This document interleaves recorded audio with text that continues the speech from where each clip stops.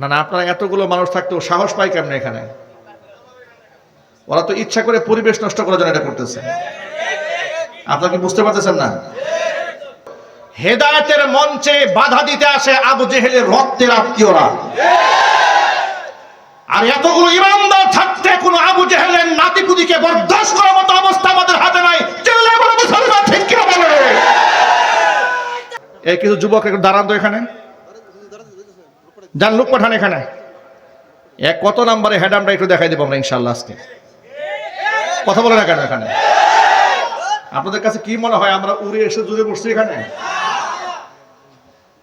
দাঁড়ান এখানে, ওরা আরেকবার আসতে দেন এখানে মোটরসাইকেল নিয়ে। সবাই দাঁড়ান, রাস্তা দাঁড়ান, কিছু লোকের দাঁড়ান এখানে, দাঁড়ান, ব্যারিকেড দিয়ে দাঁড়ান এখানে। আরে ভাই, কুকুরকে মুগুর দিতে তো আমরা জানি তো, আমরা আওয়াজ নাই কেন? কি ভয় পান আপনারা? স্বৈরাচারের আমলে জালেমের চোখে চোখ রেখে আমরা কথা বলে অভ্যস্ত লোক।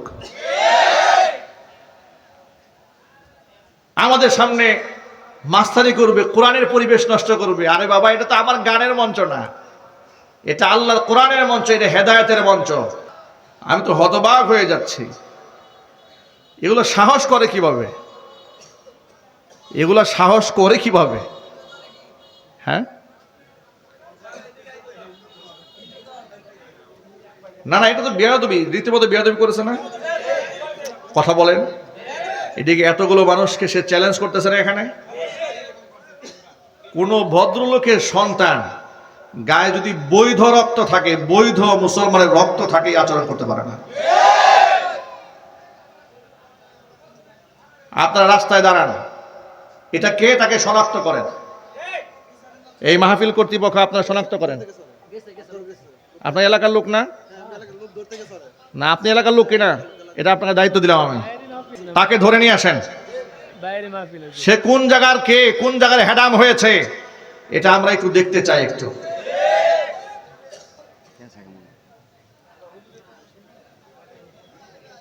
কয়বার করেছে এরকম? 4 বার।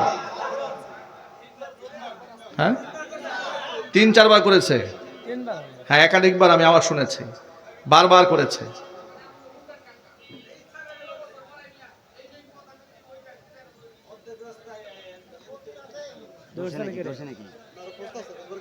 ওরা একটু লোক লাগান, একটু লোক লাগান, একটু লোক লাগানে ওরা আমরা একটু চালান করে দিই ইনশাআল্লাহ কোর্টে।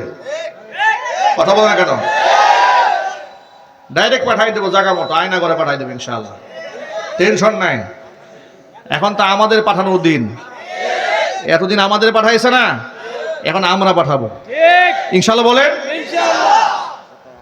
আপনারা ঐক্যবদ্ধ থাকবেন ইনশাআল্লাহ, দেখবেন শয়তান কেমনে শায়েস্তা করতে হয় এটা আমরা সুদা করে ফেলবো ইনশাআল্লাহ।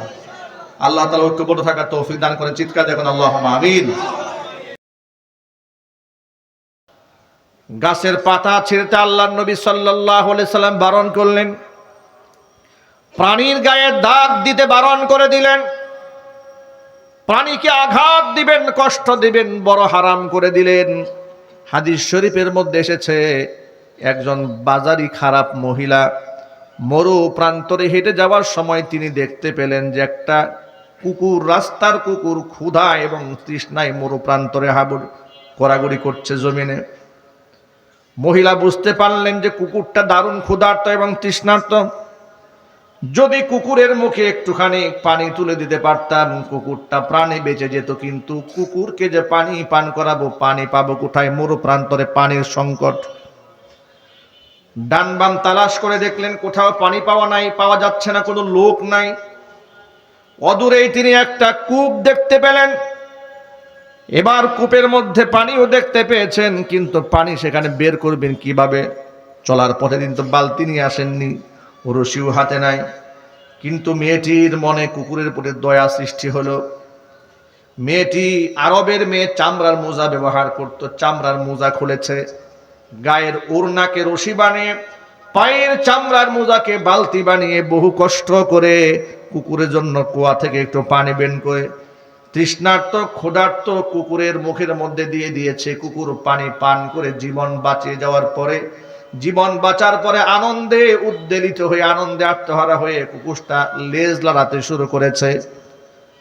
আল্লাহর নবী সাল্লাল্লাহু আলাইহি সাল্লামকে আল্লাহ পাক জানালেন, ও আমার হাবিব, এই দৃশ্যটি পৃথিবীর কেউ দেখেনি, কিন্তু আমি আল্লাহ পাক দেখেছি, আমি তার সাক্ষী হয়েছি। সামান্য একটা কুকুরের প্রতি আমার এই বান্দি দয়া করার কারণে, মায়া করার কারণে, তার জীবনটা বাঁচিয়ে দেওয়ার কারণে আমি আল্লাহ ওই মহিলার প্রতি এত সন্তুষ্ট হয়েছি, তার সারা জিন্দেগীর গুনার খাতা মাফ করে দিয়া জান্নাতি মহিলাদের কাতারে তার নামটা আমি আল্লাহ উঠিয়ে দিয়েছি। এর মানে হলো আমরা এমন একটা ধর্ম লালন করি, এমন একটা ধর্মে আমরা বিশ্বাসী, যে ধর্মে আপনি একটা কুকুরের প্রতিও জুলুম করতে পারবেন না। এই শিক্ষা ইসলামে আছে না নাই? আরো জোরে বলুন। অন্য দিক থেকে তিরমিজি শরীফের হাদিসের মধ্যে এসেছে, একজন নামাজি মহিলা, পরহেজগার মহিলা, ঘরের মধ্যে একটা বিড়ালকে সে আটকে দিয়েছিল, কারণ বিড়াল তার খাবারের মধ্যে মুখ দিয়েছিল। এই রাগে গুসায় খুবে মহিলা বিড়ালকে রশি দিয়ে খাটের সাথে বেঁধে ফেলেছে। তিল তিল করে বিড়ালটাকে কষ্ট দিয়েছি, বিড়ালটাকে ছেড়েও দেয় নাই, বাহিরে সে খানা খেয়ে কোনো মতে জীবনযাপন করবে, বেঁচে থাকবে সেই সুযোগ দেয় নাই, নিজেও খাবার দেয় নাই। ক্ষুধায় যন্ত্রণায় তিল তিল করে বিড়ালটাকে মহিলা হত্যা করেছে, নামাজি পরহেজগার মহিলা।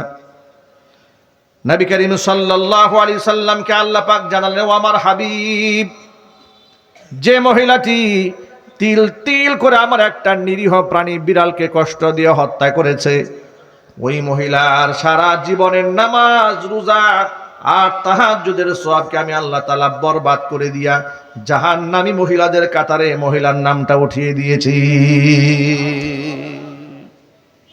ভাবা যায়, আমরা এমন একটা ধর্মে বিশ্বাসী যেখানে প্রাণীর নিরাপত্তা দেওয়া হয়েছে।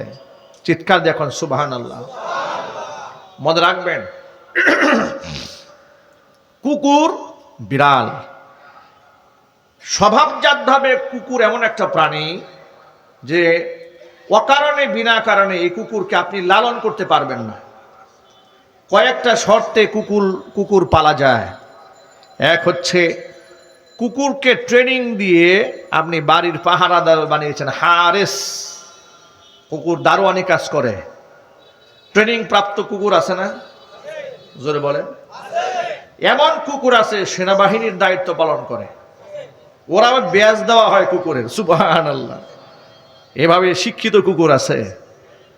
এগুলা ওই কাজে, বিশেষ কাজে আপনি ফোর্স, ইন্টেলিজেন্স ব্রাঞ্চে দায়িত্ব দিয়ে দিলেন কুকুরের, কিংবা ক্ষেত খামার পাহারা দায়িত্ব দিয়েছেন, বাড়ি পাহারার দায়িত্ব দিয়েছেন, এই জন্য কুকুর লালন করেছেন একটা।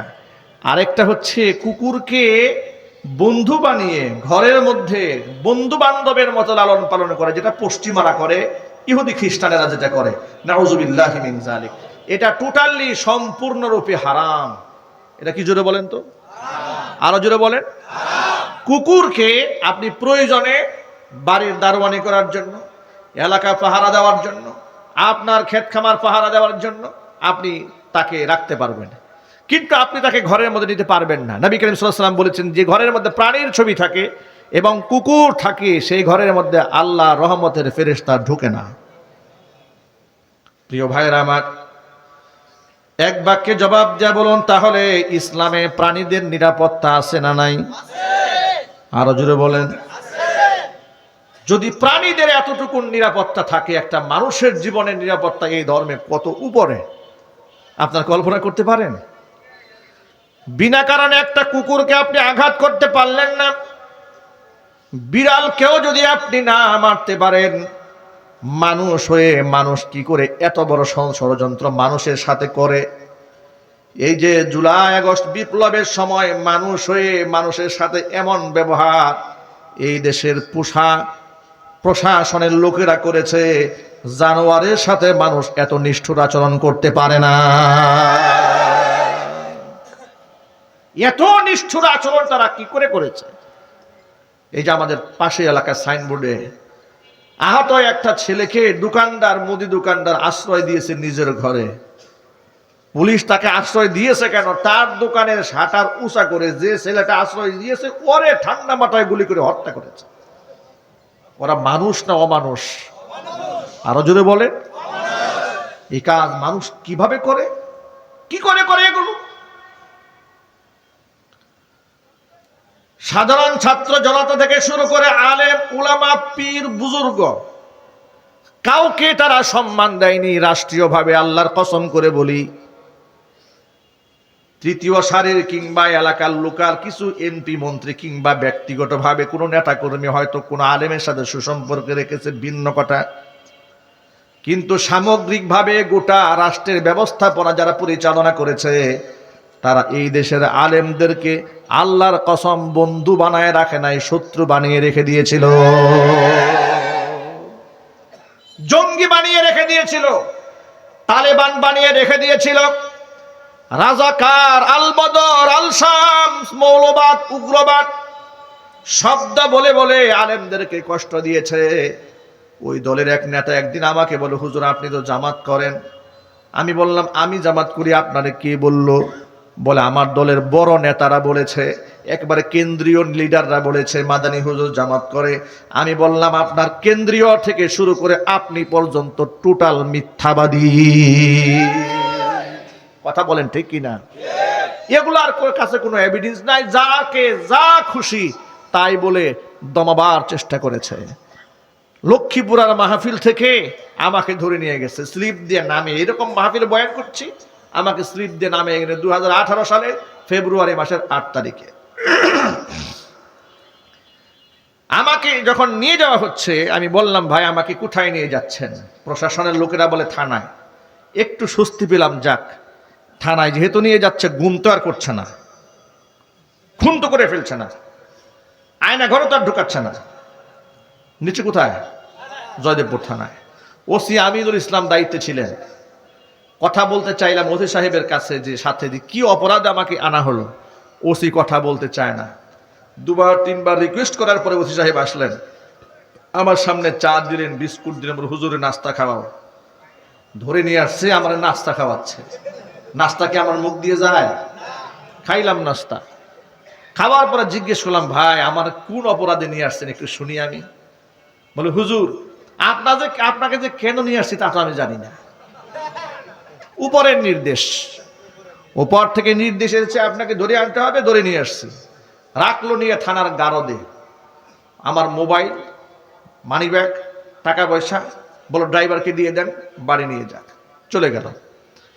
এরপরে কিছু সময় সেখানে একাকী গারদে, যে ডিবি আমাকে নিয়ে গেল গারদে, আমার হাত ধরে একাকী চোখের পানি ছেড়ে দিয়া কান্না করে দিয়ে বলছে, হুজুর আমারও 2টা ছেলে আছে, যে কাজটা আপনার সাথে করেছে হুজুর আমাকে বদদুয়া দিয়েন না, তাহলে আমার বংশ সহ ধ্বংস হয়ে যাবে। বিয়াদবি করেছে আপনার সাথে, কিন্তু আমি জানি আপনাকে মাহফিল থেকে নিয়ে আসছে হুজুর, কিন্তু আমার কিচ্ছু করার ছিল না, আমি চাকরি করি, হুকুমের গোলাম, আমাকে নির্দেশ দিয়েছে আমি নিয়ে এসেছি। আমি মন থেকে তাকে ক্ষমা করে দিয়েছি। বেশ কিছু সময় পরে দেখি এক ভদ্রলোক, বয়স্ক মানুষ, হুইল চেয়ারে করে চলে, তাকে নিয়ে গারদে আমার সাথে নিয়ে ঢুকাইছে। আমি তার দিকে তাকায় আছি। আমি মনে মনে ভাবলাম, আমি না হয় ইয়াং মানুষ, জোয়ান মানুষ, এই মুরব্বিরে কেন আনছে? তাকে ডাক দিয়ে বললাম, চাচা আমি না হয় জোয়ান মানুষ, আমাকে ধরেছে, কিন্তু আপনি তো মুরব্বী মানুষ, আপনাকে কেন ধরছে? আপনি কি রাজনীতি করেন নাকি? জিজ্ঞেস করছি। তো তাকে তো আমি চিনি না, জানি না। তিনি আমার দিকে তাকিয়ে আছেন, আমাকে বললেন, আমাকে চিনেন না? আমি বললাম না। তিনি বললেন, আমার নাম হাসান উদ্দিন সরকার, নাম শুনেছেন? আমি বললাম নাম শুনেছি, কিন্তু কখনো দেখি নাই। আপনার নাম আমি শুনেছি। তিনি বললেন, তখন পরিচয় দিলেন, আমি বিএনপির মহানগরের দায়িত্বশীল ছিলাম, এক সময় এমপি ছিলাম, অনেক দায়িত্ব কথা। তখন আমি বুঝলাম, ও আচ্ছা বড় রাজনীতিবিদ, এই জন্য তাকে ধরে নিয়ে আসছে। একটা বৃদ্ধ মানুষ, লাঠি ভর করে চলে, হুইল চেয়ারে চলে, অসুস্থ ছিলেন তিনি। দেখেন, উনি আমাকে জীবনের প্রথম দেখলেন গারদে, থানার গারদে। আমি উনাকে জীবনের প্রথম দেখলাম কোথায়? কথা একটু বলেন আপনারা, এখানে শিক্ষা আছে। উনাকে আমি জীবনে প্রথম দেখলাম গারদে, উনি আমাকে দেখলেন গারদে। আমি পরিচয় দিলাম, চাচা আমি বুটবাজার কেন্দ্রীয় জামে মসজিদের খতিব, আমার নাম মাওলানা আব্দুর রহিম আল মাদানী, আমাকে মাহফিল থেকে নিয়ে আসছে। এটা শুনে উনি খুব কষ্ট পেলেন। তিনি আমাকে হাতে হাত রেখে সান্ত্বনা দিয়ে বললেন, বাবা সবর করো, ধৈর্য ধরো, একদিন সুফল আসবে। আমাকে তিনি শান্ত করলেন। ওনার জন্য আমার জন্য কোনো বিছানা ছিল না। ওনার যেহেতু উনি বড় নেতা, তার জন্য দেখলাম অনেকে তুষক টুষক নিয়ে গেছে গারদে। উনি উনার তুষকে আমাকে বললেন যে বাবা আপনি শুয়ে পড়েন, আমাকে বলতেছে। আমাকে বিছানায় শুয়াই দিয়া উনি বসে বসে তাহাজ্জুদের নামাজ পড়া শুরু করলেন। তো এই দৃশ্য দেখে উনার প্রতি আমার খুব মোহাব্বত তৈরি হলো, যে এত ভালো একটা মানুষ, চিনি না জানি না, কিন্তু উনি আমাকে সম্মান দিয়েছেন। ফজরের সময় আমি ওযু করতে গেলাম ওখানে ভিতরেই।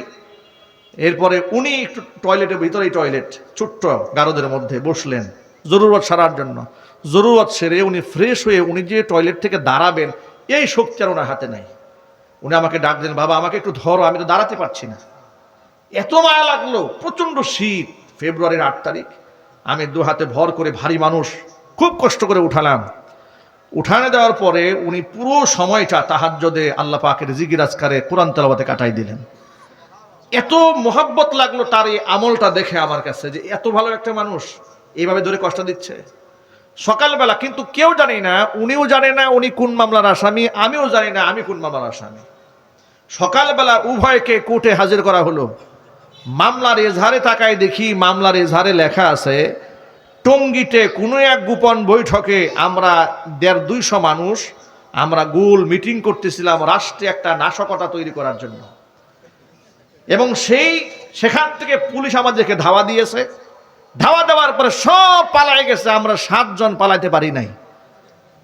আমাদেরকে হাতে নাতে ধরছে। আমি এবং হাসান সরকার আমরা দুজনে মিলে পরিকল্পনা করেই নাটকটা করতেছিলাম ওই জায়গায়। আমার পকেটে 16টা ককটেল পাওয়া গেছে। এই হচ্ছে মামলা। এখন আপনারা বলেন এই মামলা যে লিখেছে ও কয় বোতল খাইছিল? ডেট এক্সপায়ার গাঁজা না খাইলে এমন মামলা লেখা যায় না। কত একটা আওয়াজ দিয়ে বলতে হবে, ঠিক কিনা বলেন? হাজারো হাজারো কষ্টের মাঝে আপনাদেরকে ছোট্ট একটা কথা বলি, মনে কেউ মাইন্ড করবেন না। সাদাকে সাদা, কালোকে কালো বলতে শিখুন, মর্যাদা পাবেন। ওই মাজলুম হালাতে গাজীপুরের সাবেক মেয়র জাহাঙ্গীর সাহেব তিনি শুনলেন যে আমাদেরকে এভাবে অ্যারেস্ট করা হয়েছে। তিনি আমাদের হয়ে তিনি চেষ্টা করেছেন, খুব চেষ্টা করেছেন যে এই মামলায় যেন আলেম ওলামারা জেল না খাটে। উনি বারবার এসপি হারুন ছিল তখন, তার কাছে গেল, সুপারিশ করেছে, কোনো সুপারিশ আমলে আসে না। এইভাবে 1 দিন 2 দিন ঘুরতে ঘুরতে উনিও দৌড়দৌড়ি করলেন আমাকে ছাড়ানোর জন্য। হাসানুদ্দিন সরকারের সেবার কথা তো আমি বললামই, ওনার জন্য কষ্ট করলেন। চলে গেল এইভাবে একটানা 22 দিন কারাগারে। বিনা অপরাধে জেল খাটলাম, জরিমানা দিলাম, উকিলদের পিছনে দৌড়ালাম। কোর্টে যখন হাজির করা হয়েছে হাতের মধ্যে হ্যান্ডকাপ পরিয়েছে, গরুর রশি দিয়ে বাঁধছে।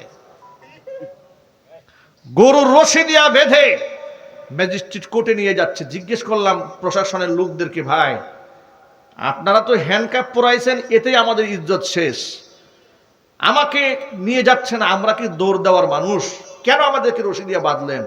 বলে এটা আইন। এটা কি আইন? শোনাই দিল আইনের কথা। নিয়ে গেল, নিয়ে যাওয়ার পরে সিরিয়ালে সবগুলারে বাঁধছে রশি দিয়া, বেঁধে নিয়ে গেছে। মনে কত আঘাত লাগে জানেন? গতকালকে দেখলাম আলেম ওলামারা মিথ্যা মামলার আসামি হওয়ার পরে যারা আলেমদেরকে 2 পায়ে ডান্ডা বেরি পরিয়েছে, বুলেট প্রুফ জ্যাকেট পরিয়েছে, মাথার মধ্যে হেলমেট পরিয়েছে, 2 হাতের মধ্যে হাত করা এইভাবে লাগিয়ে টেনে হিসড়ে গরু ছাগলের মতো, জঙ্গলি জানোয়ারের মতো কোর্টে হাজির করেছে। আজকে দেখলাম, আপনারা অনেকে দেখেছেন, বাংলাদেশের কুখ্যাত সন্ত্রাসী, জুলাই আগস্টের গণহত্যাকারী, আওয়ামী লীগের সেই সমস্ত এমপি মন্ত্রী এবং দূষরেরা তারা অ্যারেস্ট হয়েছে। ওদেরকে মানবতা বিরোধী অপরাধের ট্রাইব্যুনালে নিয়ে যাওয়া হচ্ছে। হাতের মধ্যে হ্যান্ডকাপ নাই, পায়ের মধ্যে ডান্ডা বেরি নাই, অথচ ওরা কুখ্যাত সন্ত্রাসী, মানুষের খুনি, অসংখ্য ছাত্রকে খুন করেছে, 2500-এর উপরে মানুষকে ওরা ব্রাশ ফায়ার করে ডাস্টবিনে নিক্ষেপ করেছে। কথা বলতে হবে মুসলমান, ঠিক কিনা বলে?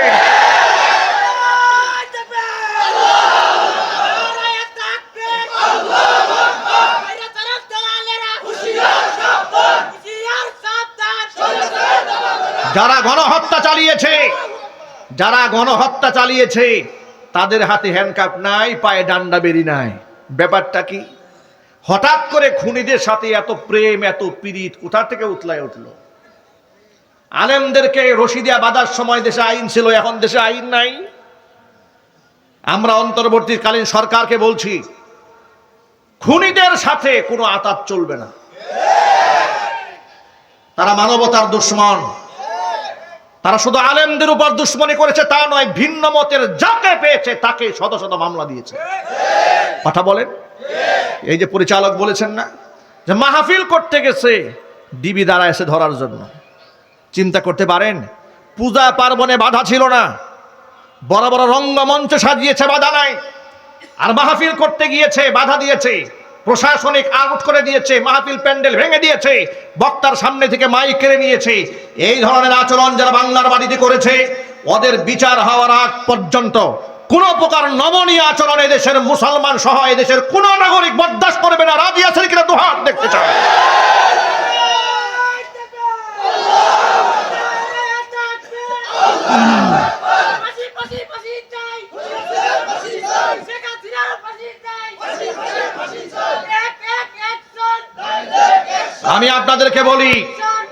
আমি আপনাদেরকে ছোট্ট করে বলি, ইনসাফ হচ্ছে খুনের বদলায় খুন। যে মানুষ হত্যা করেছে তাকে হত্যা করা হবে, এই আইনটা স্বয়ং আল্লাহ করেছেন। কথা বলেন আপনারা? আচ্ছা, আমি যদি অন্যায় করি শাস্তি পাওয়ার দরকার আছে না নাই? আরো জোরে বলেন। অন্যায় যেই করবে শাস্তি তাকে ভোগ করতেই হবে। এই কথার সাথে কি আপনারা একমত আছেন? যে অন্যায় করবে সে শাস্তি পাবে, এই কথার সাথে আপনারা একমত আছেন? আমি এখন যদি আপনাদেরকে ছোট্ট একটা প্রশ্ন করি, আপনারা জবাব দেবেন। শেখ হাসিনা এবং তার দোসরেরা ঠান্ডা মাথায় অসংখ্য মানুষকে খুন করেছে, সত্য না মিথ্যা? অসংখ্য মানুষকে গুম করেছে, সত্য না মিথ্যা? বিনা অপরাধে অসংখ্য আলেমদেরকে বছরের পর বছর কারারুদ্ধ করে রেখেছে, সত্য না মিথ্যা? অসংখ্য মানুষদেরকে আয়না ঘরে রেখে পাশবিক নির্যাতন চালিয়েছে, সত্য না মিথ্যা? এতগুলা অপরাধ করার পরেও তার দলের নেতা এবং কর্মীরা আজ পর্যন্ত শুনেছেন যে একটু অনুতপ্ত হয়ে বলেছে যে আসলে এইভাবে মানুষগুলা মারা ঠিক হয় নাই? এটা অনুতপ্ত পেয়েছেন আপনারা? আপনারা কি আন্দাজ করতে পারেন এরা কত বড় জানোয়ার? মানুষ মারার পরেও যার কলিজা কাঁদে না, যিনি উল্টা ফোন দিয়ে থ্রেট দেয় যে একটাকেও ছাড় দেওয়া হবে না, আল্লাহর কসম, আল্লাহর কসম, ও আর মানুষের কাতারে নাই, তার চিকিৎসা প্রয়োজন। কথা বলতে হবে, ঠিক কিনা বলেন? অন্তর্বর্তীকালীন সরকারকে বলবো, শহীদদের রক্তের উপর আপনি দাঁড়িয়ে আছেন, শহীদদের রক্তের উপর দাঁড়িয়ে থেকে জালেমদের প্রতি কোনো প্রকার সহানুভূতি দেখাবেন না। ভারত আপনার কিছুই করতে পারবে না, কারণ ভারতের পেটে লাথি মেরে এদেশের লোকেরা স্বাধীনতা অর্জন করেছে। ভারত তার দাসকে বসিয়ে রাখতে চেয়েছে, এদেশের জনগণ দাসত্ব গ্রহণ করে নাই। এদেশের ছাত্ররা দাসত্ব মানবে না, এদেশের ইয়াং প্রজন্ম, তরুণ প্রজন্ম দাসত্ব মানবে না। এদেশের মানুষ স্বাধীনতা পেয়েছে, এদেশের লোকেরা ফেসবুকে স্বাধীন মতো কথাও বলতে পারে নাই, গ্রেফতার করা হয়েছে। ডিজিটাল সিকিউরিটি আইনে নিরাপত্তার নামে যাকে খুশি তাকে মামলা দেওয়া হয়েছে। এই সমস্ত ভণ্ডামি এই দেশে আর চলবে না। কথা বলেন ঠিক কিনা? প্রসঙ্গক্রমে ছোট্ট করে বলে দেই, স্বাধীনতা অর্জন হয়েছে বলে অন্যায় কাজ করা যাবে না। এই দেশ স্বাধীন হওয়ার পরে দেখেছি বেশ কিছু লোকদের ঘর বাড়ি আগুনে পড়েছে। মনে রাখবেন, আমাদের চোখের সামনে এগুলা হয়েছে। তবে আমার বিশ্বাস এই সমস্ত ঘর বাড়ি আগুনে পোড়ানো ছাত্র সমাজ করে নাই, দায়িত্বশীল কেউ করে নাই, কোন কুচক্রি মহল এগুলা করেছে। কথা বলেন ঠিক কিনা?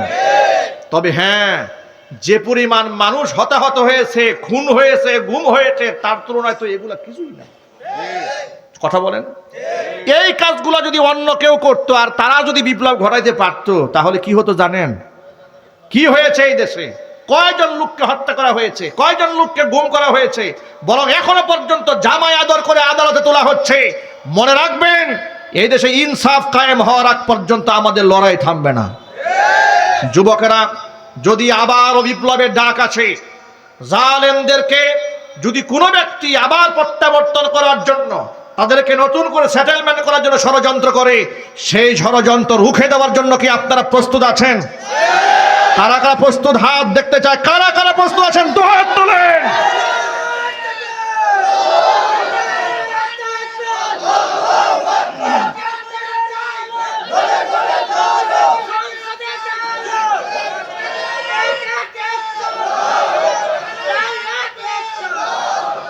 আমার যুবক ভাইরা, মানুষের উপর রহম করতে শিখেন, তবে জালেমের উপর রহম করা যাবে না। জালেমের উপর রহম করলে মাজলুমের উপর জুলুম করা হয়। ঠিক কিনা বলেন? যে ব্যক্তি খুন করেছে, খুনের বিচার হওয়ার দরকার আছে না নাই? কেন বিচার হবে শুনেন, কোরআন বলেছে, এটা আমি বলি নাই। আল্লাহ বলেছেন ওয়ালাকুম ফিল কিসাসি হায়াতুন, হত্যার বদলে হত্যার আইন যদি তোমরা বাস্তবায়ন করো তাহলে অনেক মানুষের জীবন এই আইনের কারণেই বেঁচে যাবে। তাহলে সিরিয়াল কিলার যারা তৈরি হয়েছে, ঠান্ডা মাথায় যারা ভাড়াটে খুনি, এরা খুন করতে সাহস পাবে না। এরা বুঝে যাবে যে না, এখানে হাত দেওয়া যাবে না, হাত দিলে আবার কল্লা শেষ। ঠিক কিনা বলেন? কিলাররা কেন তৈরি হয়েছে জানেন? তারা বুঝে ফেলেছে খুন আমি যাই করি না কেন, আমার মামু আছে, খালু আছে, এমপি আছে, মন্ত্রী আছে, এক ফু দিয়ে আমার ফাঁসির দায় উল্টে ফেলবে, কোনো অসুবিধা নাই। এই দেশে ইসলাম কায়েমের জন্য সকলকেই চেষ্টা করতে হবে। আপনি যে দলের রাজনীতিবিদ হন না কেন, আপনি ক্ষমতায় গেলে আপনার মনের মধ্যে একটা মিশন থাকবে, এ দেশে আল্লাহর কোরআন দিয়ে বিচার কার্য পরিচালনা করতে হবে। খুনির উপর দয়া দেখানো যাবে না, সন্ত্রাসীদের উপর দয়া দেখানো যাবে না, তাহলে আবার জুলুম নির্যাতন শুরু হয়ে যাবে।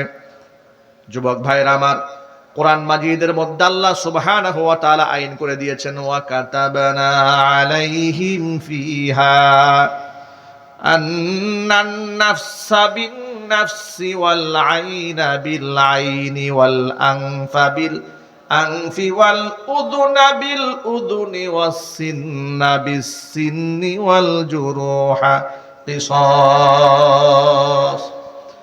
ফামান তাসাদ্দাকা বিহি ফাহুয়া কাফফারাতুল লাহ ومن لم يحكم بما أنزل الله فأولئك هم الظالمون।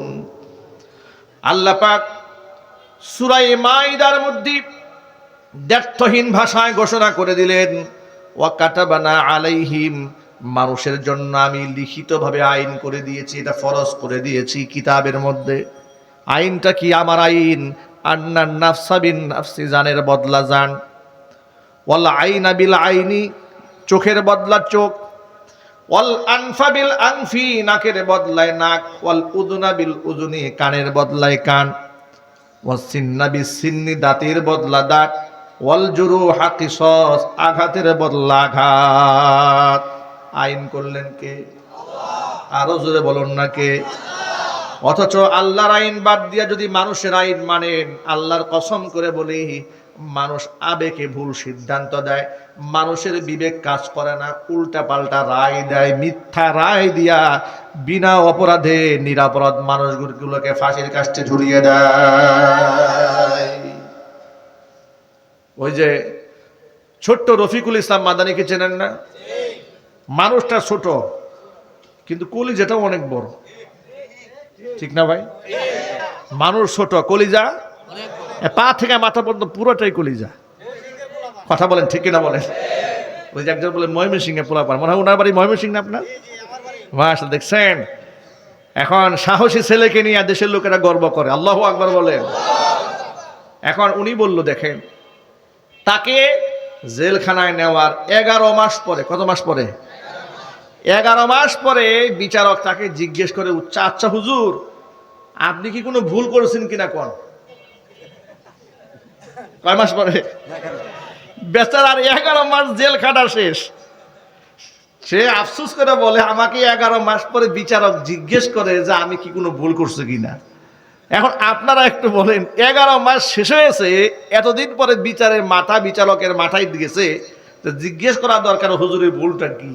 তাহলে যে 11টা মাস যে পাস হয়ে গেল, তার জীবন থেকে হারিয়ে গেল, নিদারুণ কষ্ট করলো সে, তার পরিবার, তার মা, তার আত্মীয় স্বজন, তার মুহিব্বিন, যে কষ্ট করলো, এর দায়ভারটা কে নেবে? কে নেবে এই দায়ভার? এই জন্য বলি, গণবিপ্লবের মাধ্যমে রাষ্ট্র যেমন সংস্কারের জন্য দাবি উঠেছে, শুধু রাষ্ট্রের বিভিন্ন সেক্টর যেমন সংস্কার দাবি উঠেছে, এই দেশের আইন কানুনও সংস্কার করা দরকার।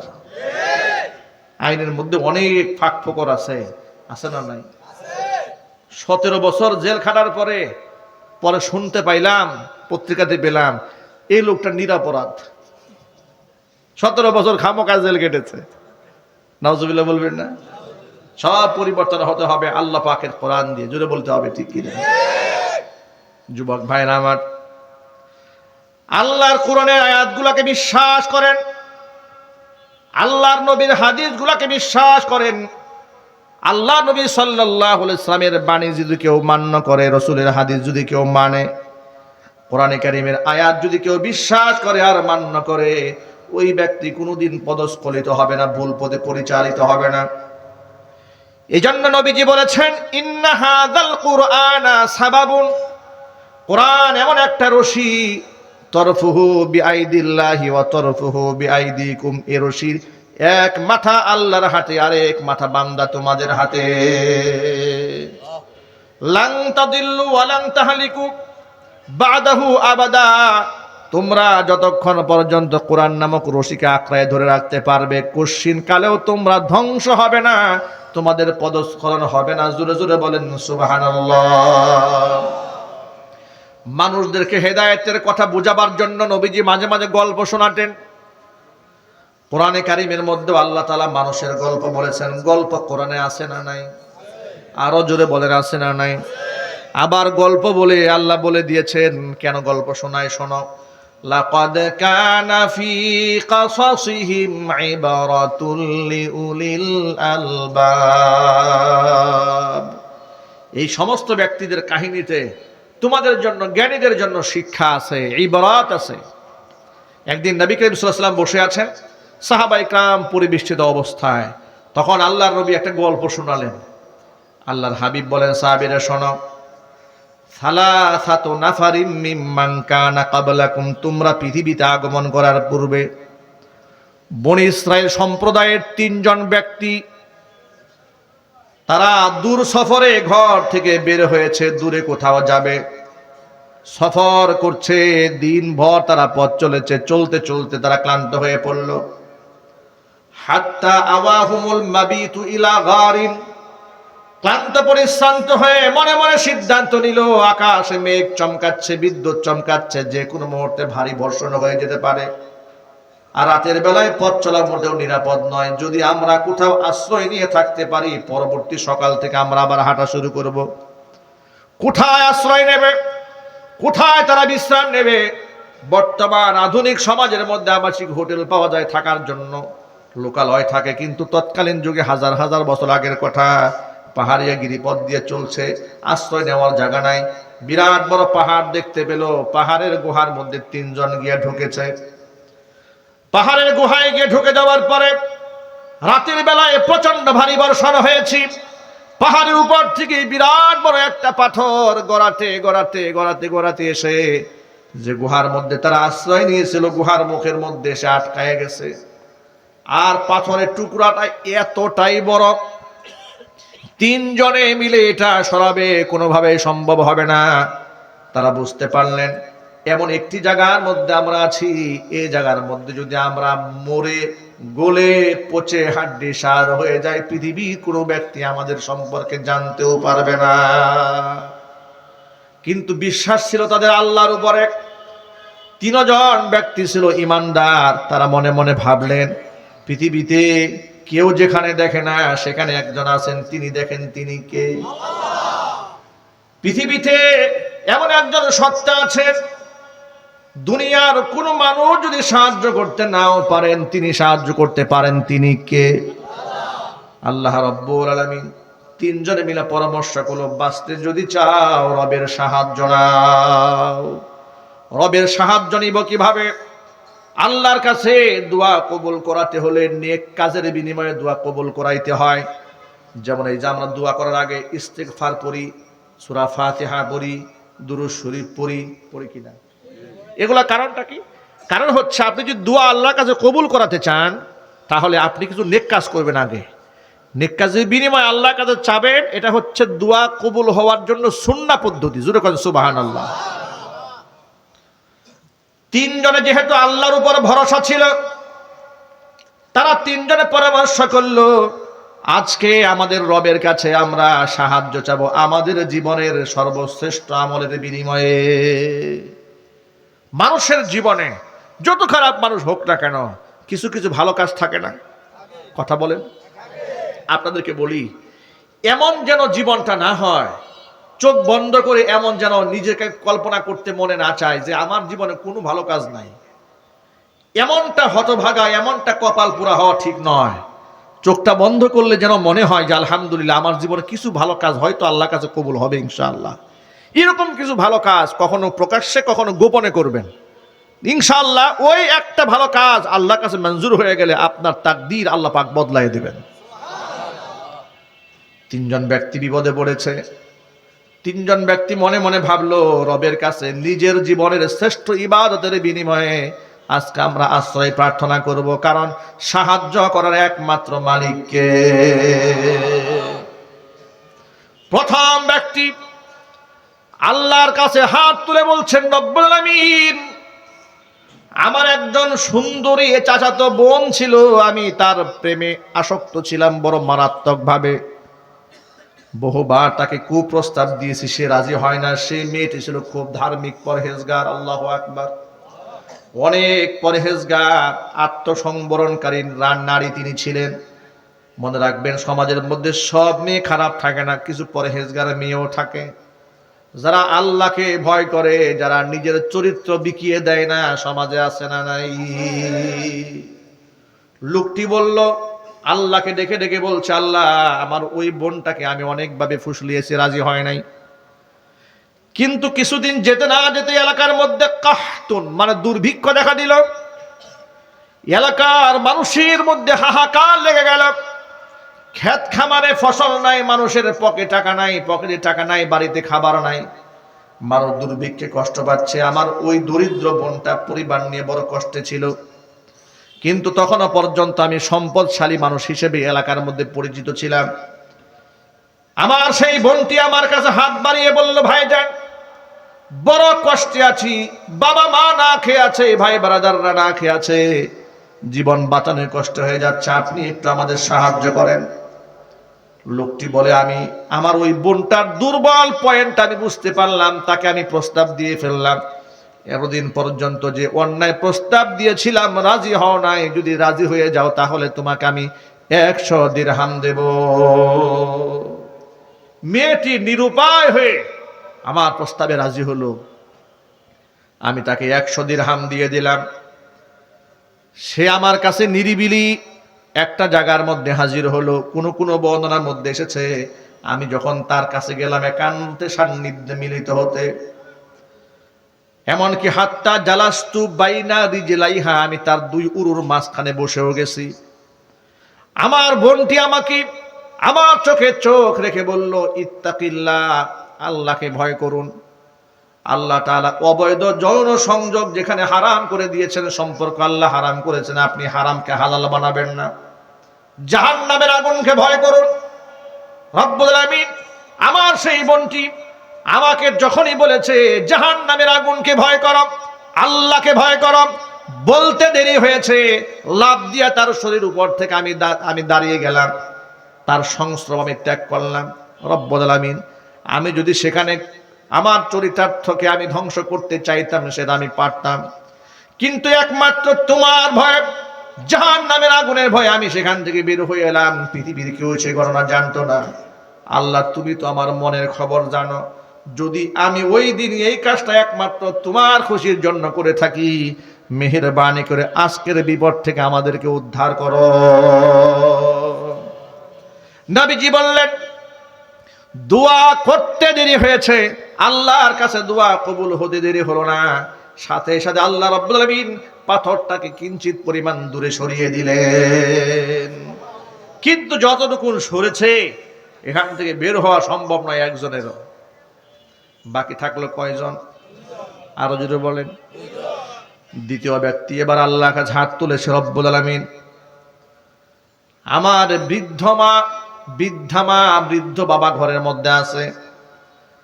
আমার সব সময়ের আমল হলো বাবা মার উপরে পৃথিবীর কাউকে আমি প্রাধান্য দেই না। এমনকি রাতের বেলায় কোনোদিন বাবা মার খাওয়ানোর আগে আমি আমার সন্তান, স্ত্রী, এমনকি নিজের মুখের মধ্যে খাবার দেই না। জোরে কোন সুবহানাল্লাহ। এমন সন্তান এই পৃথিবীতে বর্তমানে কি একটা খুঁজে পাবেন? এই সমাজে একটা সন্তান এমন খুঁজে পাওয়া যাবে? তাহলে আপনারা চিন্তা করেন বাবা মার প্রতি কেমন আনুগত্যশীল সন্তান হলে তিনি বলছেন, হে আল্লাহ, আমি আমার বাপ মাকে রাতের বেলায় না খাইয়ে কোনোদিন সন্তানদের মুখে খাবার তুলে দেই না। অথচ আপনাদের কি মনে হয় সন্তানের প্রতি বাবা মার মহব্বত আছে না নাই? ভালোবাসা আছে না নাই? কিন্তু বাপ মার সম্মান সবার উপরে, এমনকি আল্লাহ এবং রসুলের পরেই এই পৃথিবীতে বাপ মার স্থান। চিল্লায় এখন আল্লাহু আকবার। পৃথিবীর 1 লক্ষ পীর এক পাল্লায় যদি দেন, আপনি একজন সন্তান হিসেবে 1 লক্ষ পীর যদি এক পাল্লায় দেওয়া হয়, আপনার সামনে আপনার মাকে যদি আরেক পাল্লায় দেওয়া হয়, কসম আল্লাহর, ওই 1 লক্ষ পীরের চাইতে আপনার কাছে ইসলামের দৃষ্টিতে মায়ের মর্যাদা বেশি। কিন্তু দুঃখজনক বাস্তবতা, এই দেশে এমন দেখা যায় পীরের জন্য মুরিদরা পাগল। কথা বলেন। পীরের পায়ে সেজদা দেয়, পীরের দরবারে গরু নিয়ে যায়, ছাগল নিয়ে যায়, উরসে গিয়া নাচানাচি করে, গান বাজনা করে, আছে না নাই? মায়ের খেদমত করে না, মায়ের সেবা করে না, বাপ মাকে শ্রদ্ধা করে না, কিন্তু বাবার নামের জিকির করতে করতে মুখে ফেনা তুলে নাই। কসম আল্লাহর কোনো লাভ নাই। এই দুনিয়ার তামাম পৃথিবীর সব পীরও যদি দোয়া করে আল্লাহর কাছে কবুল হবে তার কোনো গ্যারান্টি নাই, কিন্তু যদি বাপ মা দোয়া করে কবুল হওয়ার গ্যারান্টি আছে না নাই? এটা কি হুজুররা বানিয়েছে নাকি আল্লাহ রাসূল বলেছেন? নবীজি সাল্লাল্লাহু আলাইহি ওয়াসাল্লাম বলেছেন, রিদাল্লাহি ফি রিদাল ওয়ালিদাইনি ওয়া সাখাতুল্লাহি ফি সাখাতিল ওয়ালিদাইন। বাবা মা যদি খুশি হয়ে যায় আল্লাহ খুশি হয়ে যান, বাবা মা যদি নারাজ হয়ে যান তো আল্লাহ নারাজ হয়ে যান। লোকটা বলে, রব্বুল আলামিন, আমি আমার বৃদ্ধ বাবাকে আর বৃদ্ধা মায়ের মুখে খাবার তুলে না দিয়া সন্তানদের খাবার দেই না, এটাই ছিল আমার আমল। একদিন আমি বাড়ি ফিরতে রাত হয়ে গেল, বাড়িতে গেলাম, গিয়ে দেখি আমার মা ঘুমায় গেছি, আমার বৃদ্ধ বাবা ঘুমায় গেছে, কিন্তু আমার সন্তানেরা ক্ষুধার যন্ত্রণায় ছটফট করছে, ঘুমায় নাই। বাড়ি যাওয়ার পরে সন্তানরা আমার কাছে খাবার চাইলো। সন্তানরা বলছে, আব্বা জান, সব সময় দাদা দাদিকে তো আগে খাবার দেন, তারা তো ঘুমায় গেছে, আমরা ক্ষুধার্ত, আমাদেরকে খাবার দেন। তিনি বলেন, রব্বুল আলামিন, আমার সন্তানেরা ক্ষুধার যন্ত্রণায় ছটফট ছটফট করে আমার পায়ের কাছে এসে ঘুমায় গেছে, এরপরেও সন্তানদেরকে খাবার তুলে দেই নাই। খাবার নিয়ে সারা রাত আমি বাপ মার শিয়রে দাঁড়িয়েছিলাম। সকালবেলা প্রত্যুষ যখন তাদের ঘুম ভেঙেছে, আগে বাবা মার মুখে খাবার তুলে দিয়েছি, এরপরে সন্তানদের মুখে খাবার দিয়েছি। ওই আমার রব, আমার এই আমলটি যদি একমাত্র তোমার সন্তুষ্টির জন্য করে থাকি, যে বিপদের মধ্যে পড়েছি আল্লাহ এই বিপদ থেকে আমাদেরকে উদ্ধার করো। নবীজি সাল্লাল্লাহু আলাইহি ওয়াসাল্লাম বললেন, দোয়া করতে দেরি হয়েছে, আল্লাহর কাছে কবুল হতে দেরি হয়নি, সাথে সাথে আল্লাহ পাক পাথরটাকে কিঞ্চিত পরিমাণ দূরে সরিয়ে নিলেন। এখন বাহির থেকে কিছুটা আলো ভিতরে ঢুকতে শুরু করেছে, তাদের আশার সঞ্চার হয়েছে, কিন্তু বের হওয়া সম্ভব নয়। বাকি আছে কয়জন? একজন তখনও বাকি আছে। তৃতীয় ব্যক্তি আল্লাহর কাছে হাত তুলেছে, রব্বুল আলামিন, আমার বাড়িতে দিন মজুরেরা কাজ করত, গরিব মানুষরা কাজ করে, সব সময় সকলকে পারিশ্রমিক দিয়ে বিদায় করে দেই। একবার বেশ কিছু লোক আমার বাড়িতে কাজ করেছে, সবাই পারিশ্রমিক নিয়ে বিদায় হয়ে গেল, কিন্তু একজন দিন মজুর পারিশ্রমিক নিল না, না নিয়ে চলে গেছে। আমি সেই পারিশ্রমিক নিয়ে বড় পেরেশান হয়ে গেলাম। গরিব মানুষের হক আমার কাছে রয়ে গেল, আমি এখন এই টাকা তারে কেমনে পৌঁছাবো? কোনোভাবেই তার সন্ধান করতে পারলাম না। সর্বশেষ ওই টাকা দিয়া ওই ব্যক্তির নামে একটা ছাগল কিনলাম, ছাগল থেকে বাচ্চা হলো, আবার সেটা বিক্রি করে আমি গরু কিনলাম, গাভী কিনলাম, সেখান থেকে বাচ্চা হলো, বিক্রি করে উট কিনলাম, ছাগল কিনলাম, ভেড়া বকরি, অনেক কিছু কিনে ফেললাম। ওই টাকা দিয়ে প্রফিট হয়ে গেল। আমি মরু প্রান্তরে সেগুলাকে রেখে দিলাম। দীর্ঘদিন পরে ওই লোকটা এসেছে আমার বাড়িতে, এসে বলল, ভাই আপনার কাছে আমার কিছু পাওনা টাকা ছিল, যদি আপনি আমাকে দিয়ে দিতেন। তিনি বলছেন, রব্বুল আলামিন, আমি ওই লোকটাকে বললাম, ওই যে মরুর দিকে তাকায় দেখো, মরু প্রান্তরে যতগুলো ভেড়া বকরি দুম্বা দেখা যায়, এই সবগুলি তোমার পরিশ্রমের কামাই নিয়ে বাড়ি চলে যাও। লোকটা অবাক বিস্ময়ে আমাকে বলল, আতাস্তাহজিউ বি, আপনি আমার সাথে কি ঠাট্টা করেন নাকি, বিদ্রুপ করেন? আমি পাবো আপনার কাছে সামান্য কিছু টাকা, আর আপনি আমাকে এতগুলো উট দিয়ে দিচ্ছেন, ছাগল দিয়ে দিচ্ছেন, গরু দিয়ে দিচ্ছেন, এর মানেটা কি? তিনি বললেন, আল্লাহর বান্দা, আপনার রেখে যাওয়া সেই আমানতের টাকাটা আমি কাজে লাগিয়েছি, এগুলার মালিক আমি নই, এই মালিকগুলা আপনি, এগুলা নিয়ে চলে যান। তিনি বলেন, রব্বুল আলামিন, লোকগুলো সবগুলা জিনিস নিয়ে চলে গেল। ও আল্লাহ, এই কাজটি যদি একমাত্র তোমার খুশির জন্য আমি করে থাকি, মেহেরবানি করে আজকের বিপদ থেকে আমাদের বাঁচিয়ে দাও। জোরে কোন সুবহানাল্লাহ। দোয়া করতে দেরি হলো। নবীজি সাল্লাল্লাহু আলাইহি ওয়াসাল্লাম বলেছেন, দোয়া করতে দেরি হয়েছে, কবুল হতে দেরি হয় নাই। চিল্লায় কোন আল্লাহু আকবার। আল্লাহ তাআলা সাথে সাথে পাথরটাকে পরিপূর্ণ সরাইয়া তাদের জন্য গর্তের মুখটা উন্মুক্ত করে দিলেন। অনেকগুলো শিক্ষা এখানে আছে। এক নাম্বার শিক্ষা হচ্ছে, আখলিসুদ্দীনাকা ইয়াকফিকাল আমালুল কালিল। আমল অল্প হোক না কেন, যদি আপনি একমাত্র আল্লাহর খুশির জন্য কোনো কাজ করেন, পরকালে নাজাতের জন্য যথেষ্ট হয়ে যাবে, আমল অল্প হলেও। দ্বিতীয় নাম্বার শিক্ষা হলো, ইখলাসের সাথে কোনো আমল করলে শুধু পরকালেই সওয়াব পাওয়া যাবে তা নয়, দুনিয়ার বিপদ থেকে আল্লাহ রব্বুল আলামিন ভালো আমলের বিনিময়ে বিপদ থেকে বাঁচিয়ে দেবেন। তিন নাম্বার শিক্ষা এখানে আছে। আমার সামনে অসংখ্য যুবকেরা বসে আছেন। যুবকেরা, অনেক যুবকেরা নামাজও পড়ে, রোজাও রাখে, হজও করে, উমরাও করে, যাকাতও দেয়, আবার অনেকে নামাজ কালাম পড়ে না। যারা নামাজ কালাম পড়ে না, আল্লাহ পাক নামাজে বানায় দেন। জোরে কোন আমিন, আরো জোরে কোন আমিন। কিন্তু নামাজ কালাম পড়ার পরেও, নিজেকে মুসলমান দাবি করার পরেও অনেক যুবকেরা অন্যায় প্রেমের মধ্যে হাবুডুবু খায়। ঠিক কিনা বলেন?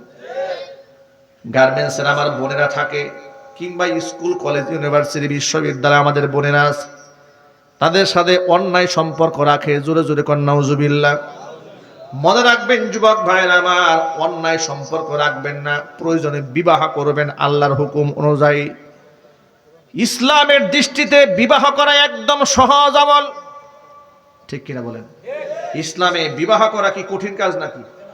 একদম সহজ কাজ হচ্ছে বিবাহ করা। কিন্তু জিনা ব্যভিচার করা, এটা ইসলামে অনেক মারাত্মক কঠিন হস্তে দমন করা হয়েছে। আল্লাহু আকবার বলেন। কিন্তু আমাদের সমাজ ব্যবস্থা পুরো উল্টা করে দিয়েছে। বিবাহকে কঠিন বানিয়ে দিয়েছে, জিনা ব্যভিচারকে সহজ করে দিয়েছে। যার ধরুন বিবাহের জন্য আইন আছে, 18 বছর আগে মেয়েকে বিবাহ দেওয়া যাবে না, কিন্তু 14 বছরের মেয়ে যে চুটাইয়া প্রেম করতেছে, কোনো অসুবিধা নাই। কথা বলে না কেন? বাস্তবতা সমাজে আছে না নাই? ক্লাস 5-এ পরে প্রেম করে ভেগে গেছে। গতকালকেও অনলাইনে দেখেছি, ছোট্ট এক বাচ্চা মেয়ে চলে গেছে এক ছেলের সাথে। সাংবাদিক জিজ্ঞেস করে যে এটাকে, ছোট মেয়ে, পিচ্ছি মেয়ে, ক্লাস 6-এ পড়ে না 5-এ পড়ে।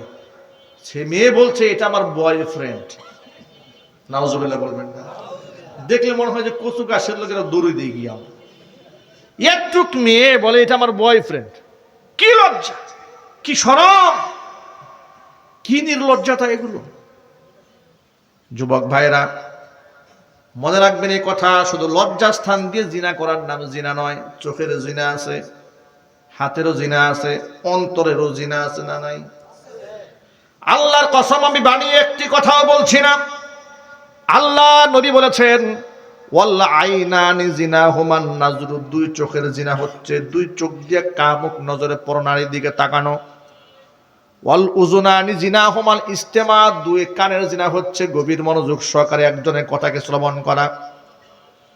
3 নাম্বার হাতের জিনা হচ্ছে হাত দিয়ে স্পর্শ করা।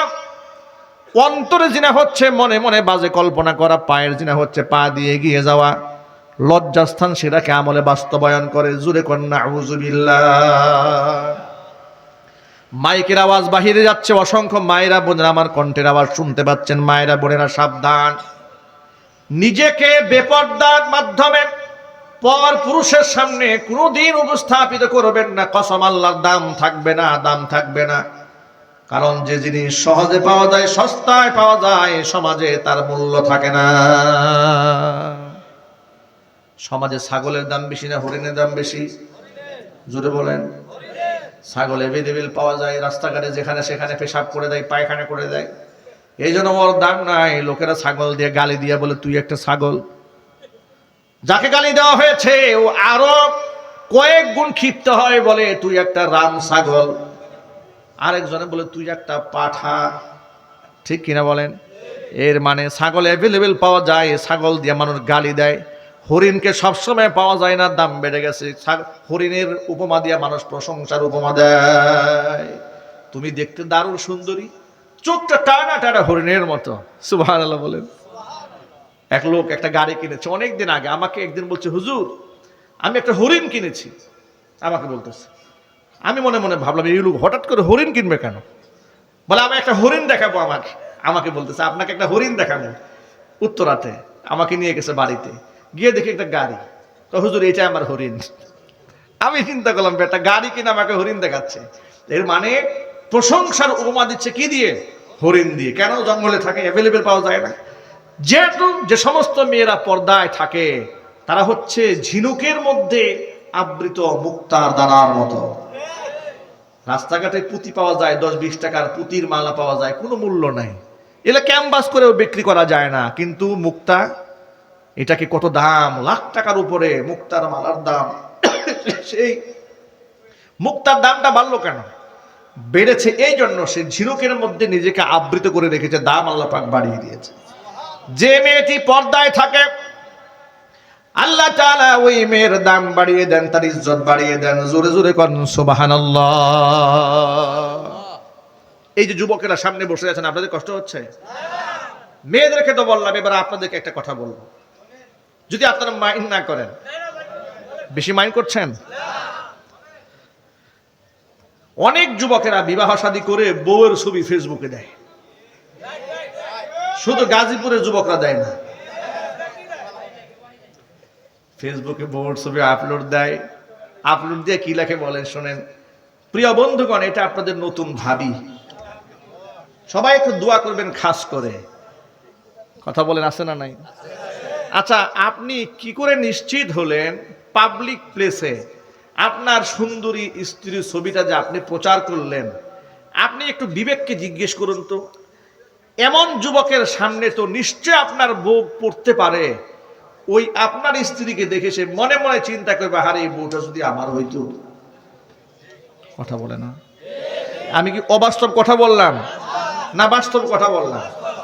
সে কি শুধু এই চিন্তাই করেছে, না মনে মনে আরো অনেক কিছু চিন্তা করা শেষ? অনেক কিছু চিন্তা করে ফেলেছে। তাহলে এই যে তার গুনার চিন্তার জন্য হাতিয়ারটা তৈরি করে দিল কে? স্বামী নিজেই করেছে। কথা বলতে হবে তো, ঠিক কিনা বলেন?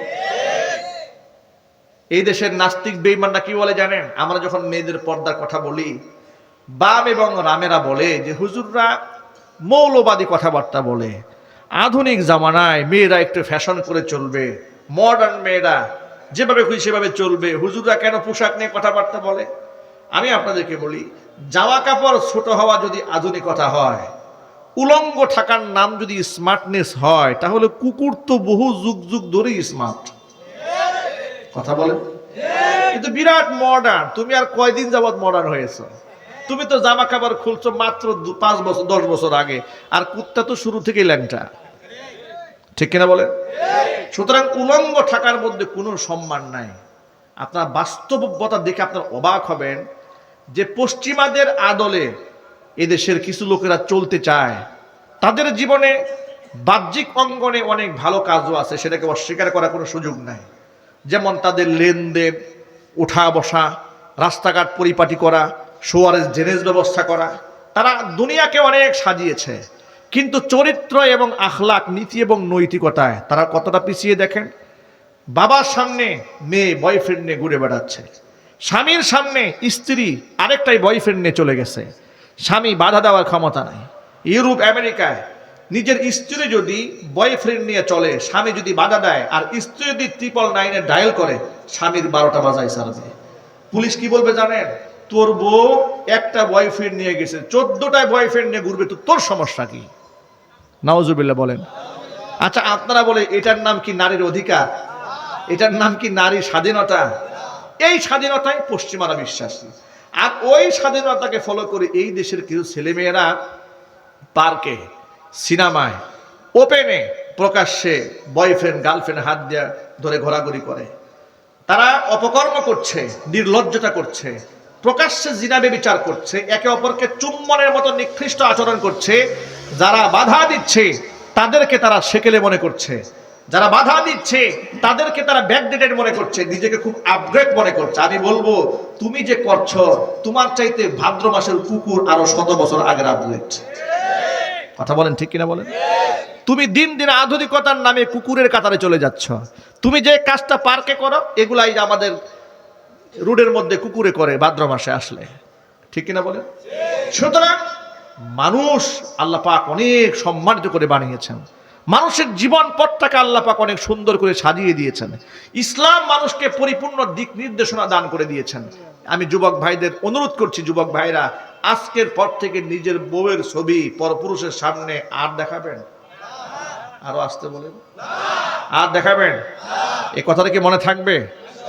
গায়ে হলুদের অনুষ্ঠানে, বিবাহের অনুষ্ঠানে বউকে সাজিয়ে গুজিয়ে হাজার পুরুষের সামনে বসিয়ে রাখবেন? এটা কি স্মার্টনেস না নির্লজ্জতা? এটা কি নারী অধিকার না নির্লজ্জতা? এই নির্লজ্জতা আজকে আমাদের সমাজের মধ্যে আছে। যুবক ভাইরা আমার, রাত অনেক গভীর হয়ে যাচ্ছে, ছোট্ট করে কথা বলে দিয়ে হাদিস থেকে শোনেন। আল্লাহর নবী রাহমাতুল লিল আলামিন বলেছেন, সিনফানি মিন আহলিন নার লাম আরহুমা, এই দুনিয়াতে আমি 2টা জাহান্নামের শ্রেণী এই পৃথিবীতে আসবে, যাদেরকে আমি নবীজি দেখি না এই দুনিয়াতে, কিন্তু ওর আসবে কিয়ামতের আগে। ইতোমধ্যে তাদের আগমন শেষ হয়ে গেছে। 1 নাম্বার, রিজালুম বিআইদিহিম সিয়াতুন কাদনাবিল বাকর, এমন কিছু যুবকদের আবির্ভাব ঘটবে দুনিয়াতে, যাদের প্রত্যেকের হাতে গরুর লেজের মতো লাঠি থাকবে। অন্যায়ভাবে তারা মানুষের গায়ে আঘাত করবে। মুহাদ্দিসিনে কেরামরা ব্যাখ্যা করে বলেছেন, এটা হচ্ছে সমাজের মধ্যে ওই সমস্ত গুন্ডা ক্যাডার যারা অন্যায়ভাবে মানুষদেরকে প্রহার করে, ওই সমস্ত পুরুষরা জাহান্নামে। জোরে কর নাউজুবিল্লাহ। 1 নাম্বার। 2 নাম্বার হচ্ছে নিসাউন কাসিয়াতুন আরিয়াতুন মুমিলাতুন মাইলাতুন রুউসুহুন্না কাসনিমাতিল বুখতিল মাইলা। আল্লাহ নবী বলেছেন, এমন কিছু নারীদের আবির্ভাব ঘটবে আখিরের জামানায়, কিয়ামতের আলামত। যে সমস্ত মেয়েরা মুমিলা, এমন মেয়েরা আসবে যারা পোশাক পরে উলঙ্গ থাকবে। চিৎকার দিয়ে কর নাউজুবিল্লাহ। প্রশ্ন হলো, পোশাক পরে মানুষ উলঙ্গ থাকে কেমনে?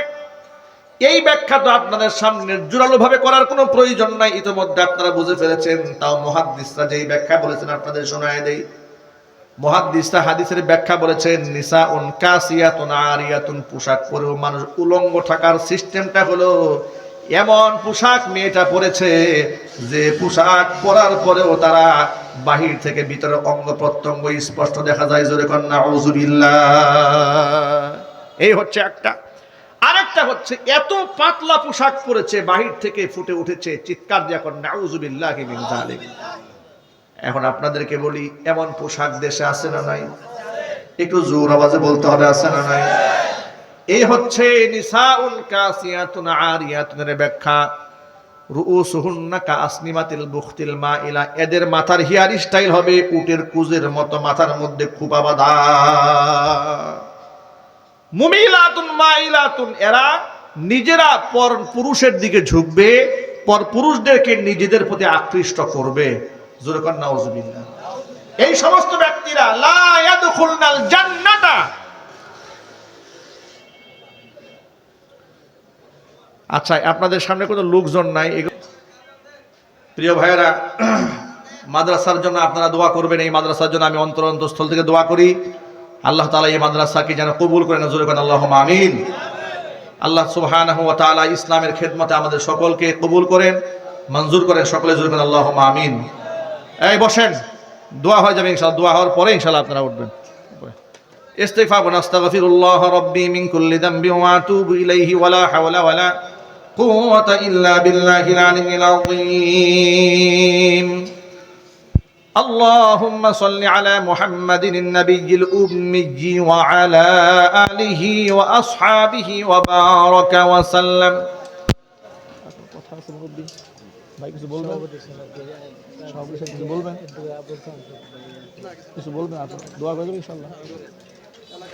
মুরব্বী